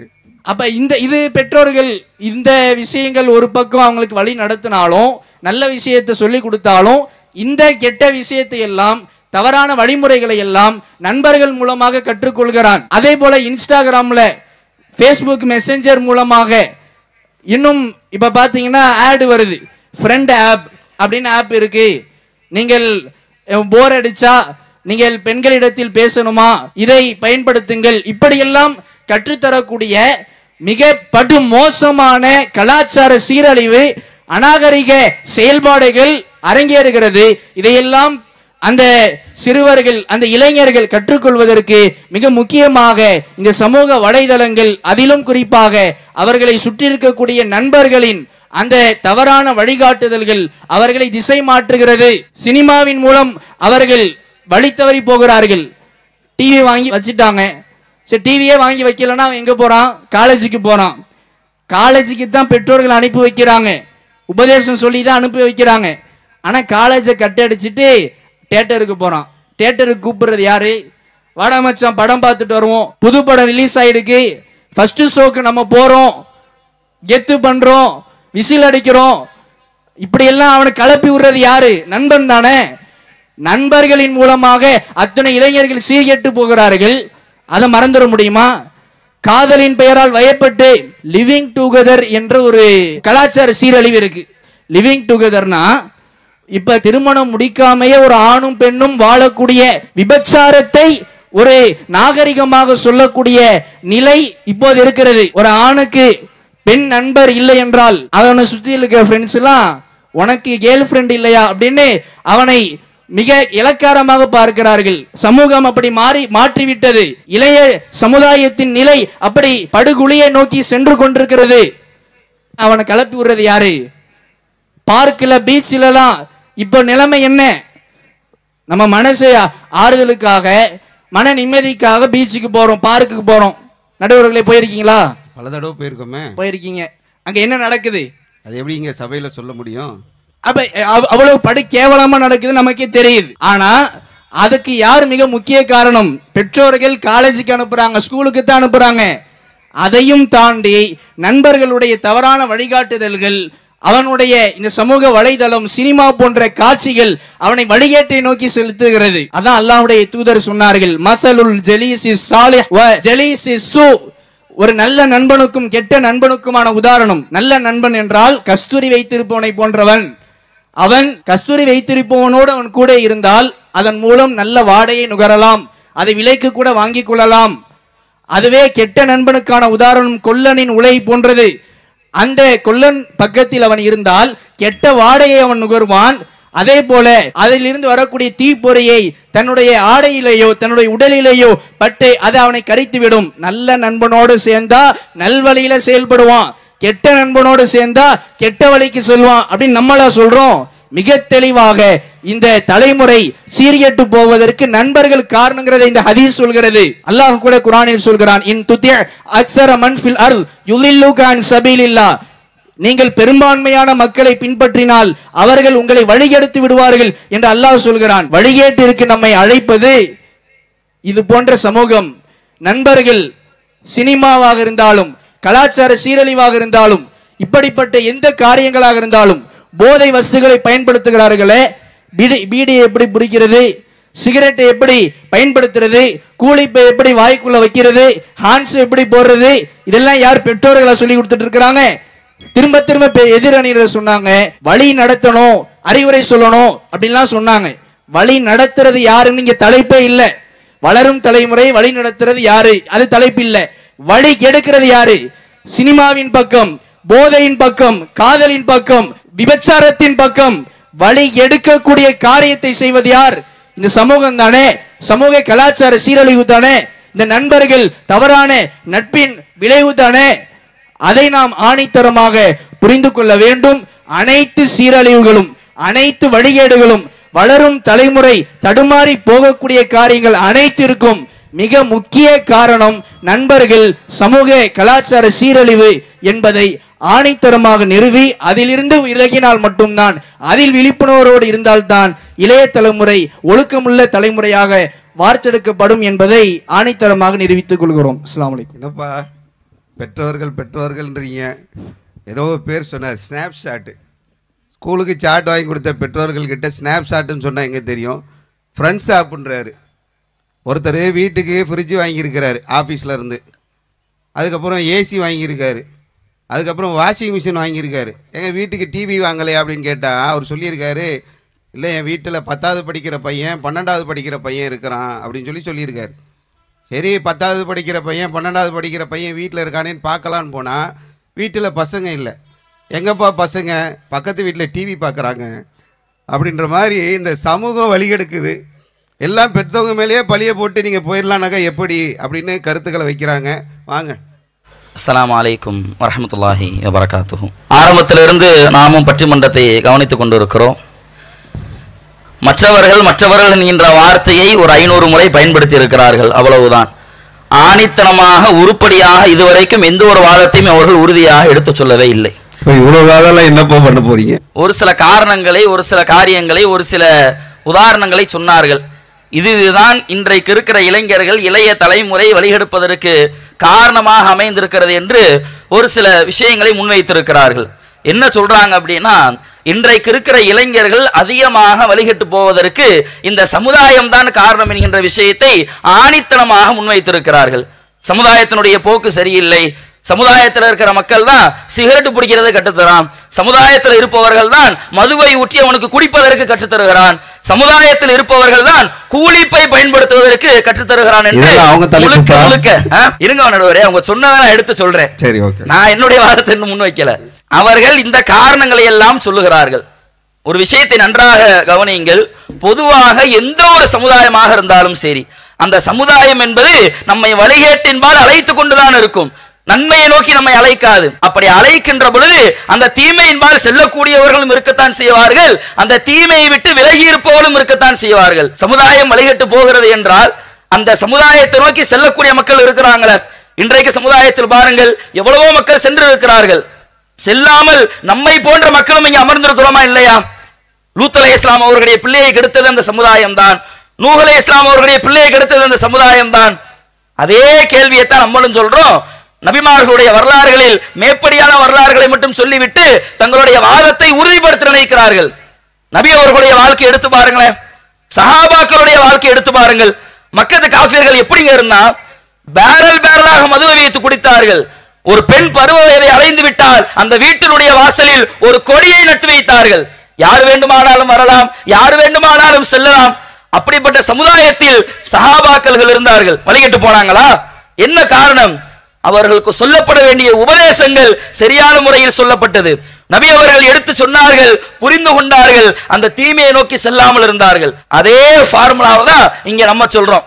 இன்றைக்கு இருக்கிற இளைஞர்கள் அதை நோக்கி வழிதவறி போகிறார்கள் என்றால், பெற்றோர்கள் பிள்ளைகளுக்கு செய்ய வேண்டிய உபதேசங்களை சரியான முறையில் செய்தார்களே ஆனால் அந்த பிள்ளைகள் வழிகட்டு போக மாட்டார்கள் என்பதில் நாம் உறுதியாக சொல்லுகிறோம். அதே போன்று போனை பயன்படுத்துறது சம்பந்தமா எல்லா பெற்றோர்களுமே பிள்ளைகளுக்கு சொல்லி தராங்களாம். பயான் வீடியோவை நீ கேளு, மார்க்கம் சார்ந்த விஷயங்களை நீ கேளு, குர்ஆனை எடுத்து ஓது. இது உண்மையிலேயே இந்த வாதத்தை நம்மால் ஏற்றுக்கொள்ளவே முடியல. நடுவர், நீங்க ஏத்துக்கிறீங்களா? எல்லா பெற்றோர்களுமே பிள்ளைகளுக்கு நல்ல விஷயங்களை சொல்லி தராங்களா? 100% சொல்றாங்க, நீங்க சொல்லுங்க. எல்லா பெற்றோர்களையும் நல்லவங்க லிஸ்ட்ல சேர்த்த முடியாதுதான். அவ்வளவுதான், முடிஞ்சு, பட்டிமன்றம் முடிஞ்சு. எல்லா பெற்றோர்களையும் தான் சொன்னேன், பெற்றோர்களை சொல்லல. இப்ப எல்லா பெற்றோர்களும் சொல்லி தருவது கிடையாது. மிக மிக குறைந்த சதவீதத்தில் இருக்கிற பெற்றோர்கள் தான் பிள்ளைகளுக்கு நல்ல விஷயத்தை சொல்லி தருகிறார்கள். நிறைய பெற்றோர்கள் இதில் கவனக்குறைவாக பிள்ளைகளுக்கு நல்லதை சொல்லி தருவது கிடையாது. அதுதான் இன்றைக்கு இளைஞர்கள் வழிகட்டு போவதற்கு அடிப்படை காரணமாக இருக்கிறது. அதே போன்று எதிர்த்தரப்பு சகோதரர்கள் ஒரு வார்த்தையை திரும்ப திரும்ப சொன்னாங்க, நண்பர்கள் தான், நண்பர்கள் தான், நண்பன் தான் வழிகெடுக்கிறான். அல்லாஹ்வுடைய தூதர் அவர்கள் சொல்லுகிறார்கள், ஒரு மனிதன் இந்த உலகத்திலேயே சிறந்த முறையில் நட்பு கொள்வதற்கு தகுதியானவர் அவனுடைய தாய் என்று சொன்னார்கள். அப்ப சிறந்த முறையில் நட்பு கொள்வதற்கு தகுதியானவர் யார்? தாய். அந்த விஷயத்தை பெற்றோர்களாகிய அனைவருமே தங்களுடைய பிள்ளைகளுக்கு சொல்லி கொடுத்துட்டோமா? நீ ஊர்ல இருக்கிற நண்பர்களை விட, ஊரில் நீ பழகக்கூடியவனை விட என்னோடு நீ நெருக்கமாக இரு. உன்னோடு நட்பு கொள்வதற்கு அடிப்படை தகுதிப்படுத்தவர்கள் பெற்றோர்களாகிய நாங்கள் தான் என்பதை எத்துணை பெற்றோர்கள் பிள்ளைகளுக்கு உபதேசம் செய்திருக்கிறோம். இவங்க சொல்றது எப்படி இருக்கு அப்படின்னா, உலகத்துல பிறக்கிற எல்லா குழந்தையுமே பிறக்கும் பொழுதே நண்பனோடு பிறப்பதை போன்று சொல்கிறார்கள். நண்பர்கள் வழிகெடுக்கிறார்கள். ஒரு பருவ வயதை அடைகின்ற வரைக்கும் பெற்றோர்களுடைய கண்காணிப்புல தானே இருக்கிறான், இல்லைன்னு மறுக்க முடியுமா? ஒரு பருவ வயதை கடந்ததற்கு பின்பாகத்தான் அவன் வீட்டை விட்டு வெளியேறுகிறான். அதற்கு பின்பாக நண்பர்கள் வழியெடுக்கிறார்கள். அந்த நட்போடு அவன் சேருவதற்கு முன்னதாகவே நீங்கள் அவனுடைய உள்ளத்தில் ஆழமாக ஒரு விஷயத்தை பதிய வைக்க வேண்டும். வெளியே போற நட்பு கொள்ளக்கூடிய முறைகள் பற்றி மார்க்கம் நிறைய சொல்லி தந்திருக்கிறது. நீ உண்மையிலேயே நட்பு கொள்வதற்கு தகுதியானவர்கள் நாங்கள் தான் என்பதை நீங்கள் உணர்த்த வேண்டும். அதை எத்தனையோ பெற்றோர்கள் மறந்து விட்டார்கள். அடுத்தடுத்து குர்ஆன் ஹதீஸ்ல இருந்து எதையுமே எடுத்து வைக்கல. சமுதாயத்தின போக்கு மட்டும்தான் அப்படியே முன்னாடி ஸ்கிரீன் பேல காமிக்கிறாங்க. தியேட்டருக்கு போறான், ஒயின் ஷாப்புக்கு போறான், சிகரெட் குடிக்கிறான். அதற்கு அவனுக்கு பொருளாதாரத்தை தருவது யார்? அடிப்படையை பார்க்கணும்லங்க. 4 பேர் வழிகேட்டின் பக்கம் இழுத்தாலும் அந்த வழிகேட்டிற்கு இவன் செல்வதற்கு பொருளாதாரத்தை இவனுக்கு கொடுத்தது யார்? இல்லைன்னு மறுக்க முடியுமா? பெற்றோர்கள் இல்ல. வானத்திலிருந்து அப்படியே பணம் கொட்டுதுன்னு யாரா சொல்ல முடியுமா? பெற்றோர்களுடைய ஊக்குவித்தல் எல்லா விஷயத்திலேயும் இன்றைக்கு இருக்கிற இளைஞர்களிடத்தில் இருக்கிறது. அதுதான் அவர்கள் வழிகட்டு போவதற்கு அடிப்படை காரணமாக இருக்கிறது. அல்லாஹ்வுடைய தூதர் அவர்கள் ஒரு ஹதீஸில் சொல்லுகிறார்கள், குல்லுக்கும் ராயின் வ குல்லுக்கும் மஸ்ஊலுன் அன் ரஅயத்திஹி. இந்த உலகத்தில் இருக்கிற அனைவருமே பொறுப்புதாரிகள், அந்த பொறுப்புகள் குறித்து நாளை மறுமையில் விசாரிக்கப்படுவீர்கள். அடுத்து நபி அவர்கள் சொல்லுகிறார்கள், ஒரு ரஜுல், ஒரு ஆண் என்பவன் ராயின் அலா அஹ்லி பைத்திஹி, அவனுடைய வீட்டிற்கு பொறுப்புதாரி, வஹுவ மஸ்ஊலுன் அன்ஹு, அதை பற்றி அவன் விசாரிக்கப்படுவான். வல் மர்அத், ஒரு பெண் என்பவள் ராயியத்துன் அலா பைத்தி பஅலிஹா வ வலதிஹி, அந்த குடும்பத்தில் இருக்கிற பிள்ளைகளுக்கு அந்த தாய் தான் பொறுப்பாளி. உதாரணத்திற்கு ஒரு இளைஞன் வழிகட்டு போயிட்டான், ஒரு இளைஞன் நாசமாக போயிட்டான் அப்படின்னா இந்த சமுதாயத்தை அல்லாஹ் கேள்வி கேட்க மாட்டான். உதாரணத்துக்கு என்னையே எடுத்துக்கோங்களேன், நான் வழிகட்டு போனேனே ஆனால் அல்லாஹ் பாதுகாக்கணும், என்னை பற்றி இந்த சமுதாயத்தில் இருக்கிற இந்த சபையில் இருக்கிற யாரையுமே அல்லாஹ் கேள்வி கேட்க மாட்டான், என்னுடைய தாயை கேட்பான். வஹிய மஸ்ஊலத்துன் அன்ஹும், அதை பற்றி அந்த பெண் விசாரிக்கப்படுவாள். எந்த ஒரு பிள்ளையாக இருந்தாலும் சரி, அவன் வழிகட்டு போனானே ஆனால் முதல் கேள்வி அவனுடைய தாயிடத்தில் இருக்கும் என்பதை அல்லாஹ்வுடைய தூதர் அவர்கள் பதிவு செய்கிறார்கள். பார்க்கிறோம், இன்றைக்கு இருக்கிற சின்ன சிறுச்சுகள் கூட எந்த அளவுக்கு வழிகேட்டில் இருக்கிறான் தெரியுமா? காரணம் பெற்றோர்கள் தான். நடுவர் அவர்களே, சமீபத்தில் பார்த்தோம், சின்ன சின்ன வாண்டுங்க அசிங்கமான வார்த்தைகள் பேசக்கூடிய வீடியோ பதிவுகள் வருகிறதா இல்லையா? வருது, அதான் வேதனையா இருக்கு. கணவன் மனைவி சண்டையிடுகிறார்கள், அதில் பேசக்கூடிய வார்த்தைகளை பார்க்கிறார்கள், அதை பார்த்து பிள்ளைகள் பேசுகிறார்கள். நிறைய அறிஞர்கள் சொல்லுவார்கள், பிள்ளைகள் கெட்ட வார்த்தை பேசுறது கிடையாது, பெற்றோர்களிடத்தில் இருந்து கேட்ட வார்த்தையை தான் பேசுகிறார்கள். அடிப்படை யாரு? அதே போன்ற ஒரு சின்ன குட்டி கதை ஒன்று சொல்லுவாங்க. வீட்டில் ஒரு பையன் போய் பேசிட்டான் அம்மா விட்ட, அம்மா போட்டு சப்பு சப்பு 4 அரை, என்கிட்டே போய் பேசுறியா என்கிட்டே போய் பேசுறியான்னு அடின்னு அடிக்கிறாங்க, அழுதுகிட்டே இருக்கிறான். அந்த நேரம் பார்த்து கணவர் வந்துட்டாங்க. உடனே அம்மா பிள்ளைகிட்ட போய், நான் எதுக்கு உன்னை அடிச்சேன், பழகையை நிப்பாட்டணும், நீ பொய் பேசுறதுனாலதான் அம்மா உன்னை அடிச்சேன், இனிமேல் பொய் பேசக்கூடாதுன்னு சொல்லிட்டு அடுத்த ஒரு வார்த்தை சொல்லுவாங்க, அத்தா கேட்டா கீழே விழுந்துட்டேன்னு சொல்லணும். பொய் பேசக்கூடாதுன்னு அடிச்சுட்டு அத்தா கேட்டா என்ன சொல்லுவான், கீழே விழுந்துட்டேன்னு பொய் சொல்லு. அப்ப அடிப்படையாக பிள்ளைகளுக்கு அதை கற்றுத் தருவது யாருன்னு பாருங்க. அப்ப எல்லா விஷயத்திலையும் ஆரம்பத்திலிருந்து இறுதி வரைக்கும் அந்த பிள்ளைகளை கண்காணிக்கக்கூடிய பொறுப்பு என்பது அது பெற்றோர்களுக்கு இருக்கிறது. அந்த பெற்றோர்கள் இந்த பொறுப்பை உணர்ந்தார்களே ஆனால் சமுதாயத்தில் எந்த இளைஞர்களும் கெட்டு போக மாட்டார்கள் என்பதை இறுதி தகவலாக கூடி எங்களுடைய கருத்தை நிறைவு செய்கிறேன். அஸ்ஸலாமு அலைக்கும் வரஹ்மத்துல்லாஹி வபரகாத்துஹு. வளரும் தலைமுறையை வழிகெடுப்பது பெற்றவர்களா மற்றவர்களா, 2 தரப்புலையும் வாதங்களை வச்சிருக்கிறாங்க. நீங்க எல்லாம் பார்த்துருப்பீங்க, 2 தரப்புலையுமே நல்ல ஒரு வலிமையான ஆதாரங்களை வைக்கிறாங்க. எந்த பக்கம் நம்ம சாயறதுன்னு கூட நமக்கு தெரியல, அந்த அளவுக்கான வலிமையான ஆதாரங்கள் வைக்கப்பட்டிருக்கு. கடைசியா ஒரு வாய்ப்பு, வேற எதையாவது சொல்லி இந்த பக்கமோ அல்லது அந்த பக்கமோ சாயக்கூடிய வாய்ப்பு கிடைக்குதான்னு பார்ப்போம். வாங்க மைதினி மைசி. அஸ்ஸலாமு அலைக்கும் வரஹ்மத்துல்லாஹி வபரகாத்துஹு. நடுவர் அவர்களே, உன்னால நான் கெட்டேன் என்னால நீ கெட்ட அப்படின்ற மாதிரி மாறி மாறி பேசுறாங்க. சமூகம் சீரழிக்க தான் செய்யும், அதெல்லாம் கூப்பிட தான் செய்வாங்க. நீ போவாத, நீ போகக்கூடாது, சமூகம் கூப்பிட தான் செய்யும். அவன் சாராயம் விற்பான், அவன் பீடி குடிக்க வைப்பான், அவன் கஞ்சா விற்பான், எல்லாம் பண்ணுவான், நீ போகக்கூடாது. என்ன இது, என்ன வாதமா இது? நிதர்சனத்தை பேசணுங்க. நீ விமர்சனம் வைக்கலாம், நிதர்சனத்தை பேசணும், உள்ளதை உள்ளபடி பேசணும். அரசாங்கம் செய்தா நெஞ்ச நிமிர்த்தி சொல்லு, இது தப்பு, நீ விற்கிறது தப்பு. அரசாங்கம் என்ன செய்யுது, வருஷத்துக்கு 50,000 கோடி அவன் டார்கெட் வைக்கிறான். 40,000 குறைஞ்சிருச்சுன்னா ஏன் குறைஞ்சிச்சுன்னு கூப்பிட்டு கலெக்டர் எல்லாம் கூப்பிட்டு உட்கார வச்சு மசூரா பண்ணுவான். இதை பேசணும்ல. எப்ப பார்த்தாலும் பெற்றோர்கள் பெற்றோர்கள்னா வழிகேடுகள் இருக்குது கூப்பிடுறாங்க, ஆனால் போகக்கூடாது. இதுவா அறிவுரை? சரி, அறிவுரை சொல்லியாச்சு, போதனை செஞ்சாச்சு. இப்போ அறிவுரை சொல்லி போதனை செஞ்சு ஒரு பிள்ளை வழிகட்டு போறான், இவனை என்ன செய்யறது? சவால் விட்டு சொல்லுகிறோம். அறிவுரை சொல்லி போதனை செஞ்சு உபதேசம் செஞ்சு அவசரம் தானே செய்யணும், செஞ்சாச்சு. 10 வருஷம் செய்யணுமா, செஞ்சாச்சு. 20 செஞ்சாச்சு, 30 செஞ்சாச்சு, 40 வருஷம் செஞ்சாச்சுங்க. இப்போ ஒருத்த வழிகட்டு போறான், இப்போ என்ன செய்யறது? இதுக்கு பதில் சொல்லுங்க. அடுத்ததாக என்ன சொல்றாங்க, இவ்வளவு நேரம் உட்காந்து நாங்கள் கவனிச்சுட்டு இருந்தோம். கவனிக்கிறதுக்காக வந்தீங்க, கவனிக்கிறதுக்கு வரல பாவா, நீங்க பதில் சொல்லிட்டு வந்திருக்கீங்க. பதில் சொல்ற வந்துட்டு கவனிச்சுக்கிறதுக்கெல்லாம் இங்கே வேலை கிடையாது. அதே மாதிரி இன்னும் சொல்றோம், பொருளாதாரம் தான் அடிப்படை. அத்தா அம்மா கொடுக்குறாங்க, பொருளாதாரம் தான் அடிப்படை. பொருளாதாரம் இல்ல வழிகட்டு போகல, பொருளாதாரம் இருக்குது வழிகட்டு போறான். அதை உருவாக்குனது யாரு, அதை ஏற்படுத்தி கொடுத்தது யாரு? பொருளாதாரம் இருந்தா இதை செய்யலாம், பொருளாதாரம் இல்லைன்னா இதை செய்ய முடியாது அப்படின்னு அந்த வாசலை திறந்து விட்டது யார்? இதை ஒப்புக்கணும்ல, இதை ஒத்துக்கணுமா இல்லையா? அதை யோசித்து பாருங்கள். அப்ப எல்லா வாசல்களும் திறந்திருக்கிறது, வழிகேடுகள், அவலங்கள், ஆபாசங்கள், உபச்சாரம் செய்யணுமா நீ பாம்பே போ, சாராயத்தை குடிக்கணுமா நீ பாண்டிச்சேரி போ, அங்க போ இங்க போ என்று இந்த நாடும் இந்த நாட்டிலே உள்ள ஏடும் கெட்டு நாசமாய் போய் கிடக்கிறது. இந்த இடத்திலே அறிவுரை எந்த கால் தூசிக்கும் சமமில்லை. நீ எவ்வளவு அறிவுரை சொன்னாலும் சரி சமூகம் திருந்தாது, ரொம்ப கஷ்டம்.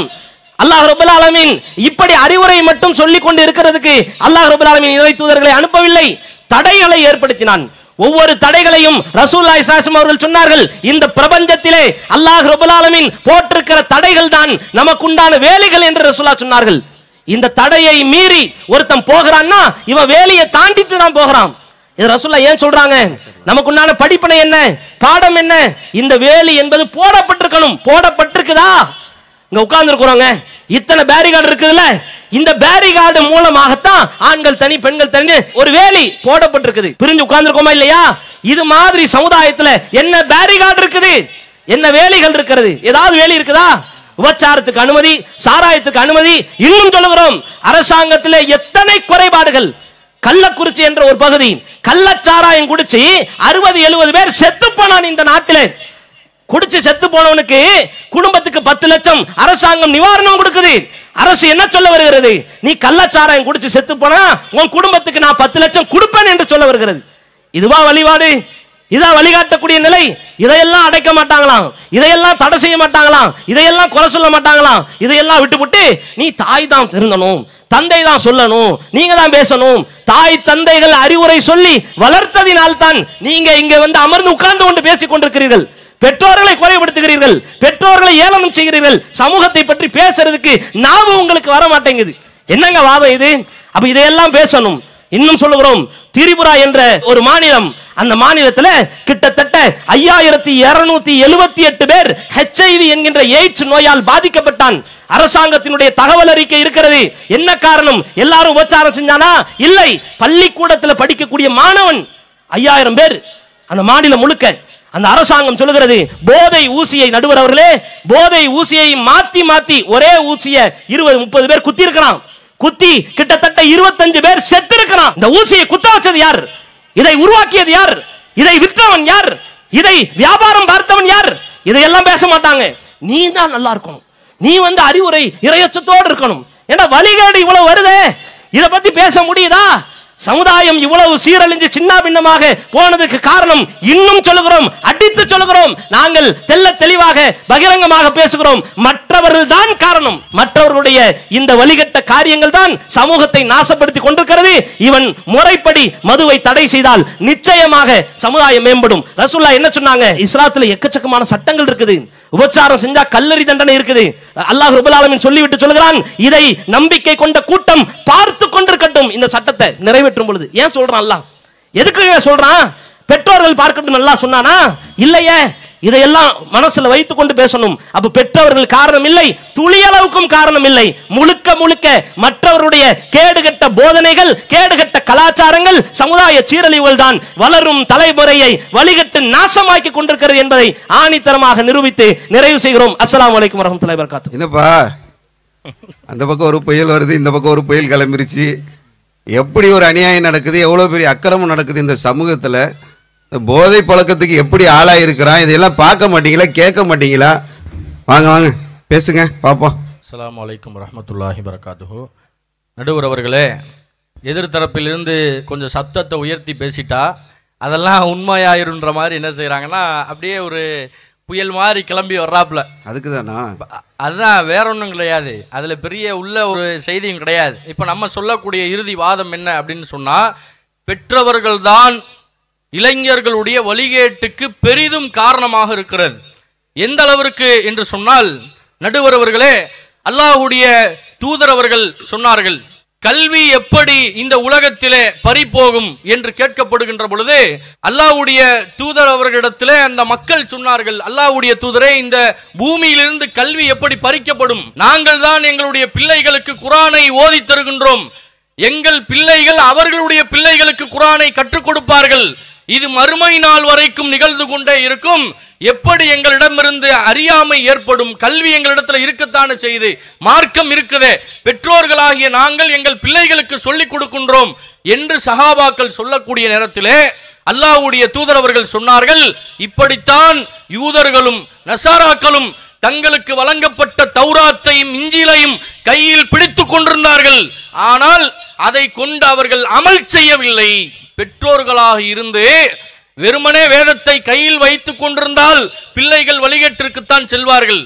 பிள்ளைகளுக்கு குர்ஆனை ஓதி சொன்னால் மட்டும் போதாது, அந்த பிள்ளைகளுக்கு பெற்றோர்கள் வாழ்வியலாக குர்ஆன் அடிப்படையில் வாழ்ந்து காட்டணுங்கிறாங்க ரசூலுல்லாஹ். இல்லைன்னா அறியாமை வரும். உங்கள் பிள்ளைகளுக்கு நீங்கள் குர்ஆனை சொல்லிக் கொடுத்தாலும் ஹதீஸை சொல்லிக் கொடுத்தாலும் பெற்றோர்களாகிய நீங்கள் தொழுகையை சரியாக தொழுதால் உங்கள் பிள்ளை தொழக்கூடியவனாக இருப்பான். பெற்றோர்களாகிய நீங்கள் இறையச்சத்தோடு நடந்தால் உங்களுடைய பிள்ளையும் இறையச்சவானாக மாறுவான். உங்களிடத்தில் என்ன இருக்கிறதோ அதுதான் உங்களுடைய பிள்ளைகளிடத்திலேயும் உருவாகும் என்பதை அல்லாஹ்வுடைய தூதர் அவர்கள் தெளிவான முறையில் இந்த உலகத்திலே பிரகடனம் செய்த காட்சியை பார்க்கவில்லையா? இப்ப சமுதாயம் தான் வழிகெடுக்குதுன்னா நான் கேட்கின்றேன், பெற்றோர்கள் எதற்காக இருக்கிறார்கள்? எதற்காக பெற்றோர்களை பற்றி அல்லாஹ் குர்ஆன்ல பல இடத்துல அறிவுரை சொல்றான். லுக்மான் என்கிற நல்லடியார் தன் மகனுக்கு அறிவுரை சொல்லவில்லையா? யா புனைய, என் அருமை மகனே, லா துஷ்ரிக் பில்லா, நீ அல்லாஹ்விற்கு ஒருபோதும் இணை கற்பித்து விடாதே என்று சொன்னாரே. இன்றைக்கு எத்தனை பெற்றோர்கள் நாகூருக்கும் அஜ்மீருக்கும் தங்களுடைய பிள்ளைகளை தூக்கிச் செல்கிறார்கள். இணை வைப்பு காரியத்தை பெற்றோர்கள் தானே தூண்டுகிறார்கள். மௌலூது ஓது என்று பெற்றோர்கள் தானே பள்ளிவாசல்களுக்கு அனுப்புகிறார்கள். அப்ப இந்த வழிகேட்டுக்கு காரணமாக பெற்றோர்கள் இருக்கிறார்களா இல்லையா என்பதை தெளிவாக சிந்தித்து பாருங்கள். ஒரு பெற்றோருக்கு பிள்ளைகளிடமிருந்து கிடைக்க வேண்டிய மிக முக்கியமான விஷயம் என்ன தெரியுமா? அவர்களுடைய மரணத்திற்கு பிறகு அந்த பிள்ளைகளிடமிருந்து கிடைக்கக்கூடிய துவா. அந்த அடிப்படையை கூட இன்றைக்கு பல பெற்றோர்கள் அடையாமல் இருப்பதை நாம் பார்க்க முடிகிறது. ஏனென்றால் பெற்றோர்களினுடைய அறிவுரைகள், பெற்றோர்களுடைய அலட்சியம் தான் அதில் காரணமாக இருக்கிறது. சாது பின் உபாதா என்கிற நபித்தோழர் தன் தாய்க்காக வேண்டி அல்லாஹ்வுடைய தூதரிடத்தில் வந்து கேட்கிறார், அல்லாஹ்வுடைய தூதரே, என் தாய் மரணித்து விட்டார், அவருக்காக நான் என்ன தர்மம் செய்யணும் அப்படின்னு கேட்கும்போது அல்லாஹ்வுடைய தூதர் சொன்னார்கள், நீ தண்ணீரின் மூலம் ஏதாவது தர்மம் செய். உடனே சாது பின் உபாதா ஒரு கிணற்றை வெட்டி அதை மக்களுக்கு அன்பளிப்பு செய்தார். எப்படிப்பட்ட நிலையில் பிள்ளைகளை வளர்த்திருக்கிறார்கள். சமூகம் நாலா பக்கமும் இருந்து வழிகெடுக்கத்தான் செய்யும். அல்லாஹ் நாளை மறுமையில் பெற்றோர்களை தான் கேட்பான். நடுவர் அவர்களே, நாம் மரணித்த பிறகு நம்முடைய ரூஹை வானவர்கள் வானத்துக்கு இழுத்து செல்வார்கள். வானத்துக்கு போகும்போது அந்த வானத்தின் எல்லையில் சில வானவர்கள் இருப்பார்கள். அவர்கள் அந்த மலக்குமார்களிடத்திலே கேட்பார்கள், இது யாருடைய உயிர் என்பார்கள். அப்போது அந்த வானவர்களுக்கு பதில் சொல்லப்படும், ஃபுலான் இப்னு ஃபுலான், இன்னானுடைய மகன் இன்னார் என்று சொல்லப்படும். அந்த இடத்துல இந்த சமுதாய தலைவர்களுடைய ஆள்தான் இவன், இந்த நடிகனுடைய ஆள்தான் இவன், இந்த நண்பனுடைய ஃப்ரெண்டு தான் இவன் என்ற அந்த இடத்தில் சொல்லப்படாது. இன்னாளுடைய மகன் தான் இவன். அந்த ரூஹு கெட்ட ரூஹாக இருந்தால் அசிங்கமாக இருக்கிறதே, இவனுடைய மகனா இவன் என்று சொல்லுவார்கள்.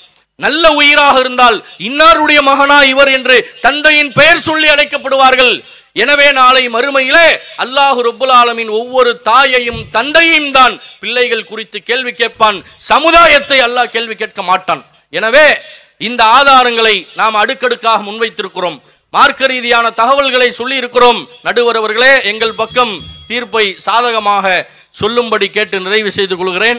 வாஹிர் தாவானா அல்ஹம்துலில்லாஹி ரப்பில் ஆலமீன். அஸ்ஸலாமு அலைக்கும் வரஹ்மத்துல்லாஹி வபரகாத்துஹு. வளரும் தலைமுறையை வழிகெடுப்பது பெற்றவர்களா மற்றவர்களா என்ற இருதரப்பு வாதங்களையும் வைத்திருக்கின்றார்கள்.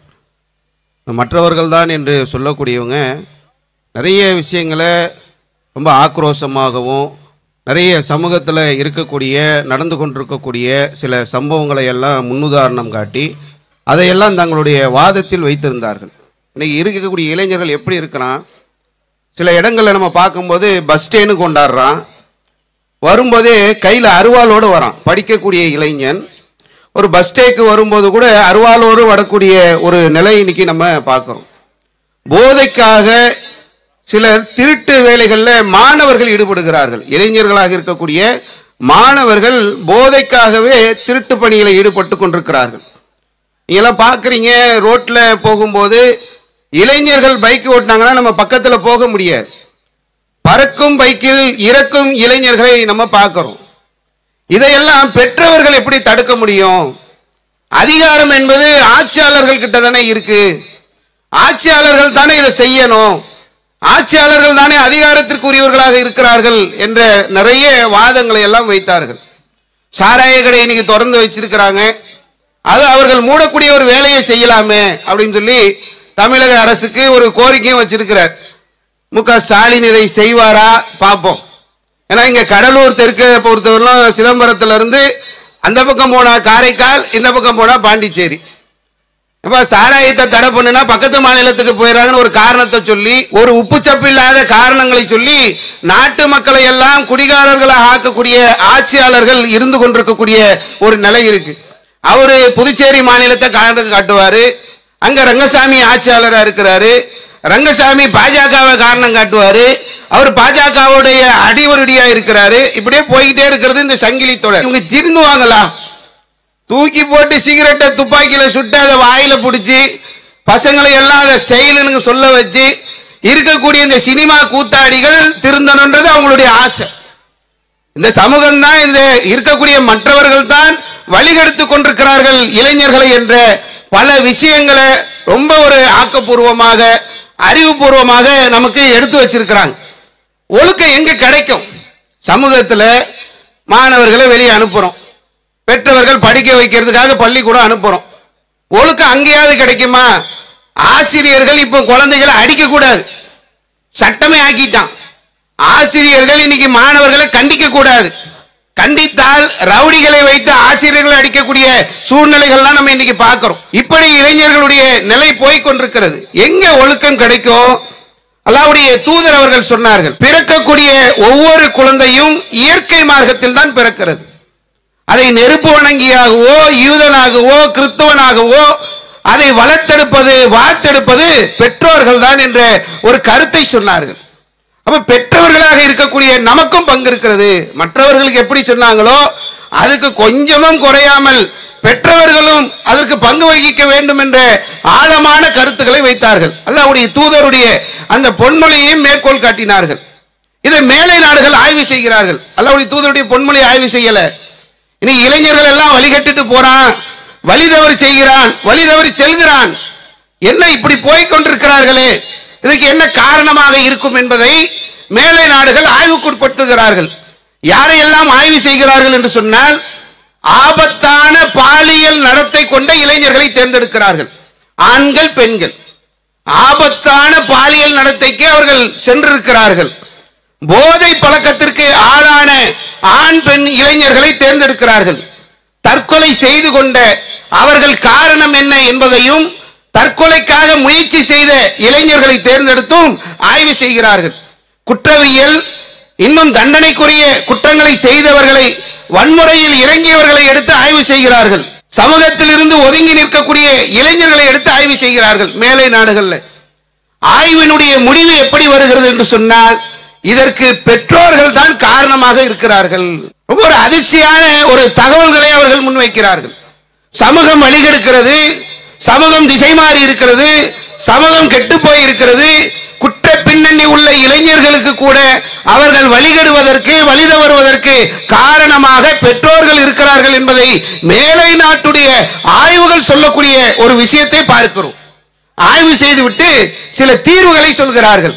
இந்த தற்கொலைக்கு போறவனை தடுக்கணுமா, போதைக்கு போறவனை தடுக்கணுமா, இப்படி தப்பு செய்யக்கூடியவனை தடுக்கணுமா, வன்முறையில் ஈடுபடக்கூடிய அந்த இளைஞர்களை தடுக்க வேண்டுமா, ஆபாசத்திலும் அசங்கத்திலும் போய் விழக்கூடிய பெண் இளைஞர்களை தடுக்க வேண்டுமா என்பதை எல்லாம் ஆய்வு செய்துவிட்டு தீர்வுகளை சொல்கிறார்கள். பெற்றோர்கள் அவர்களிடத்தில் தினமும் 15 to 20 முறை அவர்களிடத்தில் உரையாடணும். இப்ப பெற்றோர்கள் இதுல காரணமாக ஆகிறோமா இல்லையா? பெத்த பிள்ளைகள் இடத்துல அந்த 5 வளையாதது 50 வளையாது. சின்ன வயசிலேயே அந்த பிள்ளைகளோடு பழகி அதை பக்குவப்படுத்த வேண்டிய பொறுப்பு பெற்றோர்களாக இருக்கக்கூடிய நமக்கு இருக்கிறது.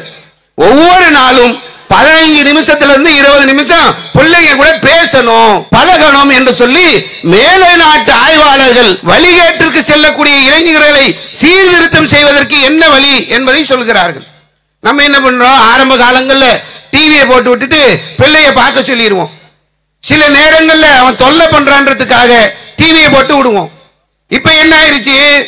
பையன் தொல்லை அதிகமாயிருச்சு. இந்தப்ப செல்போனை பிடி, கையில செல்போனை கொடுக்கறது, பிள்ளைகள் பிள்ளைகளுக்கும் நமக்கும் உள்ள உறவுகளை குறைத்து கொண்டிருக்கிறோம். மேலை நாட்டு ஆய்வாளர்கள் ஆய்ந்து விட்டு சொல்கிறார்கள், பிள்ளைகளிடத்திலே அன்போடு நடக்க வேண்டும். ஒரு ஆதாரம் ஒன்று சொன்னாங்க. லுக்மான் அலைஹிஸ்ஸலாம் தன்னுடைய மகனை யா புனைய, என் அருமை மகனே என்று அழைத்தார்கள்.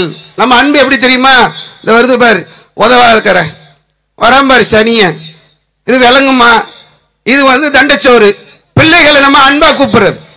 பிள்ளைகளை அருமை மகனே என்று அழைக்க வேண்டிய பெற்றோர்கள் சனியனே, பேயே, நாயே, தண்டச்சோறு, விளங்காதவன இப்படி அழைக்கக்கூடிய ஒரு நிலைகள் இருக்கிறது. பெற்றோர்களுக்கும் பிள்ளைகளுக்கும் உள்ள அந்த விரிசலை அதிகமாக்கி கொண்டிருக்கிறோம். திரைக்கு நேர கட்டுப்பாட்டை பெற்றோர்கள் விதிக்க வேண்டும். சின்ன பிள்ளையில இருந்து அதை உருவாக்கணும். ஒரு நாளைக்கு எவ்வளவு நேரம் நீ டிவி பார்க்கணும். அதாவது அவன் மேலை நாட்டுக்காரன், அவன் அசிங்கத்திலே ஆபாசத்திலே விழுந்திருக்கக்கூடிய அவன் சொல்கிறான், திரை கட்டுப்பாட்டை பெற்றோர்கள் குழந்தைகளுக்கு விதிக்க வேண்டும். நம்ம கிட்ட இருக்காது.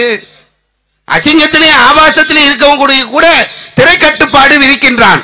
சைபர் பாதுகாப்பு விழிப்புணர்வு சகோதரர் சொன்னார்ல, ஸ்னாப்சாட், இதையெல்லாம் நம்ம கண்ட்ரோல் பண்ணணும். இதை பற்றிய விழிப்புணர்வை பெற்றோர்கள் ஏற்படுத்தி தர வேண்டும். கொள்கை குறித்த விவாதங்களை அவர்களிடத்தில் எழுப்ப வேண்டும். அவன் வேற வழிகாட்டில் இருக்கிறவன், அவன் சிந்தனை வேற, மேலை நாட்டுக்காரன். அவன் பிள்ளைகளை ஒழுங்குபடுத்துவதற்கு கொள்கை சார்ந்த விவாதங்களை நடத்த வேண்டும். வாழ்க்கை திறன் பயிற்சிகளை கொடுக்க வேண்டும். விளையாட்டு பயிற்சிகளுக்கு அவருக்கு ஆர்வம் ஊட்ட வேண்டும். டிஜிட்டல் உலகத்தை எப்படி அவன் கட்டமைக்க வேண்டும் என்ற வழிகாட்டுதலை தர வேண்டும் என்பதையெல்லாம் தவறிலே போய் விழக்கூடிய அந்த இளைஞர்களுக்கு பெற்றோர்கள் செய்ய வேண்டிய பொறுப்புகளை இன்று சொல்லிக் கொண்டிருக்கக்கூடிய ஒரு நிலையை பார்க்கும். நம்ம பெத்தவங்க இருக்கிறோம்ல, பிள்ளையை பெத்துக்கிறதுக்கு முன்னாடி என்னங்க பண்ணணும்? ஒரு தௌஹீதுல உள்ளவங்க, முஸ்லிம் குடும்பத்தில் உள்ளவங்க ஒரு பிள்ளையை பெற்றுக்கொள்வதற்கு முன்னால் அந்த பிள்ளை ஒரு சாலிகான பிள்ளையாக கிடைக்கக்கூடிய ஒரு நிலையை, ஒரு ஆசையை பெற்றோர்கள் வைத்திருக்க வேண்டும். அந்த நிலையில இருந்தால் பிள்ளைக்கு பாரு எப்படி டான்ஸ் ஆடுது பத்தி, என் பிள்ளைய டான்ஸ் ஆட விட்டு கூத்தாடிகளுடைய அந்த ஆட்டம் பாட்டத்திற்கு அந்த பிள்ளைகளை ஆளாக்கி வைத்து விட்டு நாளைக்கு வழி தவறுகிறது. நீ விஜய் மாநாட்டில் பேசுறாங்களே, அவங்க என் கடவுள் மாதிரி, என் புருஷனுக்கு மேல அவர் தான் எனக்கு எல்லாம், நான் அவரை பார்த்துட்டேன், இதுக்கு மேல எனக்கு எது நடந்தாலும் பரவாயில்லை. முஸ்லிம் பெண்கள் பேசுறாங்க. இங்க சின்ன வயசுல பிள்ளைகளை எப்படி நம்ம உருவாக்க வேண்டும் என்ற சிந்தனை இல்லை. இப்ராஹிம் அலைஹிஸ்ஸலாம் கேட்டார்கள், ரப்பி ஹப்லி மினஸ் சாலிஹீன், என்னுடைய வழித்தோன்றல்களை சாலிஹீன்களாக ஆக்கி கொடு இறைவா. பெற்றோர்கள் இதில் ஆர்வம் காட்டணும். நம்ம பிள்ளைகள் சாலிஹீன்களாக வருவதற்காக பிரார்த்தனை செய்ய வேண்டும். அப்படிப்பட்ட பெற்றோர்களாக நாம் இருந்து நம்முடைய பிள்ளைகளை நாம் வளர்க்க வேண்டும். மது ஆறு மதீனாவிலே ஓடியது, இந்த சமூகம் வழிகட்டுதானே இருந்தது, சமூகம் சீர்கட்டுதானே இருந்தது, விபச்சார கொடி பறந்தது. அந்த சமூகம் எப்படி மாறியது? அல்லாஹ்வுடைய தூதர் இறை எச்சத்தை ஊட்டினார்கள். அந்த இறை எச்சத்துடைய வெளிப்பாடு மதீனாவிலே மது ஆறு ஓடியது. இந்த சமூகம் சீர்கட்டிருக்கிறது. சிதம்பரத்தில் திருத்திட்டோம், பாண்டிச்சேரிக்கு போவான், இந்த பக்கம் காரைக்காலுக்கு போவான், பூரண மதுவிலக்கை நோக்கி இந்தியா எப்போ வரும் தெரியாது. ரோடு ஃபுல்லா இன்னைக்கு டாஸ்மாக் கடை. போகும்போது நண்பர்கள் வழிகெடுக்கிறான். அப்படி வழிகெடுக்கக்கூடிய நண்பர்களுக்கு முன்னால் அந்த பையனுக்கு சின்ன வயதிலிருந்து இறையச்சத்தை ஊட்டி வளர்த்திருந்தால், பெரியவனானதுக்கு பிறகு மதீனாவில் மது ஆற ஓட்டுனாங்களே, சின்ன வயசுல இருந்தே வளர்ந்திருந்தால் அந்த பிள்ளைகளை பாதுகாக்கக்கூடிய நிலை இருக்கும். படிப்புல கவனம் செலுத்துறீங்கல்ல, படிக்கலன்னா கேள்வி கேட்கறீங்கல்ல, பள்ளிக்கூடத்துக்கு போலனாக்கா எவ்வளவு அவனை போட்டு வரட்டி எடுக்கிறீங்க, மார்க் குறைஞ்சா விடுறீங்களா? அப்ப மார்க்க விஷயத்தில நம்ம பிள்ளைகள் தவறுகிறார்கள் என்று சொன்னால், ஒழுக்க விஷயத்திலே வழி தவறுகிறார்கள் என்று சொன்னால், அவர்களை அணை போட்டு பாதுகாக்க வேண்டிய இடத்தில் பெற்றோர்கள் இருக்கிறோம். இவங்க ரெண்டு பேர் சொன்னதிலே நம்ம குறிப்பிட்டு சொல்ல வேண்டிய முக்கியமான விஷயங்கள் இருக்கிறது. சமூகம் சீர்கட்டு இருக்கிறது, மாற்று கருத்தில்லை. சமுதாயம் சீரழிவை நோக்கி அழைக்கிறது, மாற்று கருத்தில்லை.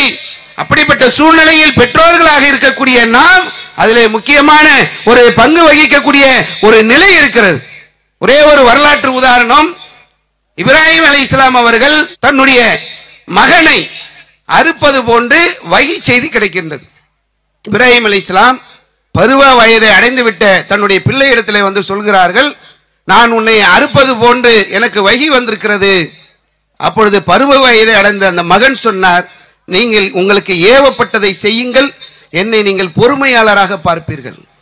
நம்ம வீட்டு பிள்ளைகளை இது போன்று இறை எச்சமுள்ள பிள்ளைகளாக நாம் ஆக்கினோம் என்று சொன்னால், எப்படிப்பட்ட வழிகேடுகள் வந்தாலும் சரி, அவன் பைக்கில் வந்தாலும் சரி, டியூக்கில் வந்தாலும் சரி, படுக்க வச்சு முன்னாடி சாய்ந்து வந்தாலும் சரி, நம்ம பிள்ளைகள் சரியாக இருப்பார்கள். தலையில பெருச்சாலி ஓடுற மாதிரி ஃபயர் கட்டிங் வச்சுக்கிட்டு வந்தா, கிழிஞ்சு போன ட்ரெஸ்ஸை போட்டுக்கிட்டு வந்தா, சமூகத்திலே சமூகம் சார்ந்த விஷயங்களை அவர்களுக்கு சொல்லி நாம் வளர்த்தோம் என்று சொன்னால் நல்ல சாலிகான பிள்ளைகளாக நம்முடைய பிள்ளைகள் வருவார்கள். இன்று வழிகேட்டிலே செல்லக்கூடிய அந்த நிலை மாறும். வளரும் தலைமுறையை வழிகெடுப்பக்கூடிய இடத்திலே மற்றவர்களும் இருக்கிறார்கள், பெற்றவர்களும் இருக்கிறார்கள். பெற்றவர்களாக இருக்கக்கூடிய நாம் அதிலே கவனம் செலுத்த வேண்டும். மற்றவர்கள் அதிலே கவனம் செலுத்தினாலும் செலுத்தவில்லை என்று சொன்னாலும் பாதிக்கப்பட போவது நம்முடைய பிள்ளைகள் தான்.